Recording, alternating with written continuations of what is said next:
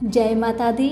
मेरे सभी प्यारे दोस्तों, मैं लक्ष्मी शर्मा बड़ों को चरण स्पर्श, छोटों को प्यार और बराबर वालों को दिल से नमस्कार करती हूँ।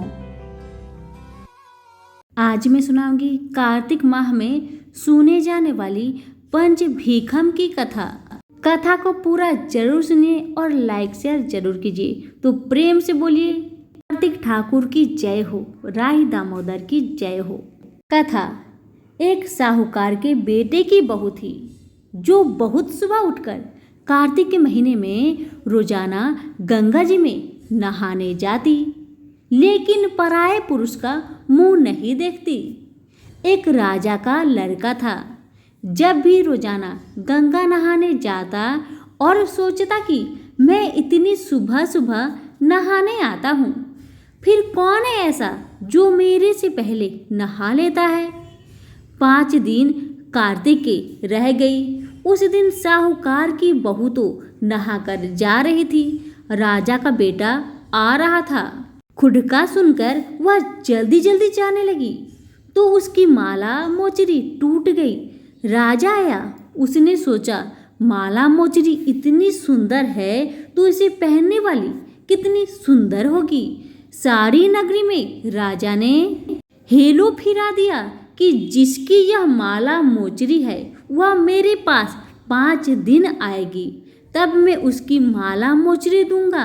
साहूकार के बेटे की बहू ने कहला दिया कि मैं 5 दिन आऊंगी, पर किसी को साख भरने के लिए बैठा दियो। राजा ने गंगा जी पर बिछवन करके एक तोते को पिंजरे में टांग कर रख दिया। वह सुबह आई। पहली पेरी पर पैर रखकर वह बोली कि हे कार्तिक के ठाकुर, राई दामोदर, पंचु पांडु, छठा नारायण, भीषम राजा, उस पापी को नींद आ जाए। मैं सत की हूँ तो मेरा सत रखना। राजा को नींद आ गई और वह नहा धोआ कर जाने लगी तो तोते से बोली कि सुआ सुआ स्वेटा गल घालूंगी, हार साख भरियो मेरा बीरा। सुआ बोला कि कोई वीर भी साख भर सकता है। तब वह बोली कि सुआ सुआ सुबुटा पग घालूंगी, नेवर साख भरियो मेरा देवर। सुआ ने कहा अच्छा भाभी, मैं साख भरूंगा। वह तो कहकर चली गई। राजा हड़बड़ा कर उठा। सुआ से पूछा कि सुआ सुआ वह आई थी कैसी थी। सुआ बोला आभासी बिजली, होली की सी झल, केले की सी कामनी, गुलाब सा रंग। राजा ने सोचा कि कल मैं अपनी उंगली चीरकर बैठ जाऊंगा तो नींद नहीं आएगी। दूसरे दिन राजा उंगली चीरकर बैठ गया। वह आई। उसने वैसे ही प्रार्थना करी, बस राजा को नींद आ गई। नहा के जाने लगी तो सुआ ने साख भर दी। राजा ने उठते ही फिर सुआ से पूछा तो सुआ ने कल के जैसा ही जवाब दिया।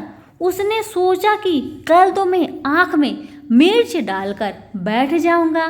तीसरे दिन राजा आँख में मिर्च डालकर बैठ गया। सारी रात हाय हाय करके बिताई। वह आई। उसने वैसे ही प्रार्थना की। राजा को नींद आ गई। नहा के सुआ से साख भर के चली गई। राजा ने सोचा कि कल तो मैं कांटों की सेज बिछाकर बैठूंगा।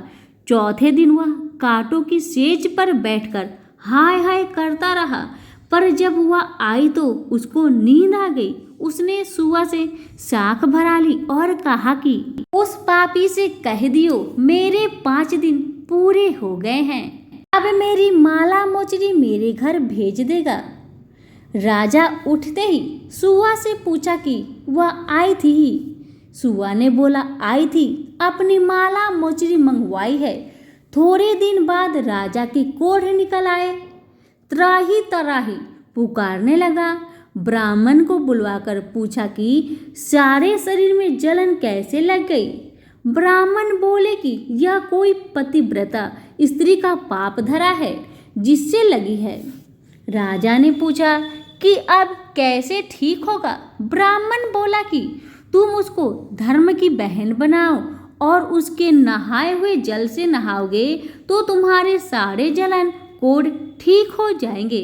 राजा माला मोचरी लेकर उसके घर गया और साहूकार से बोला कि ये तेरी बहू गंगा पर भूल गई थी, ये उसे दे दो और कह देना कि अपने नहाए हुए जल से मुझे नहला दे।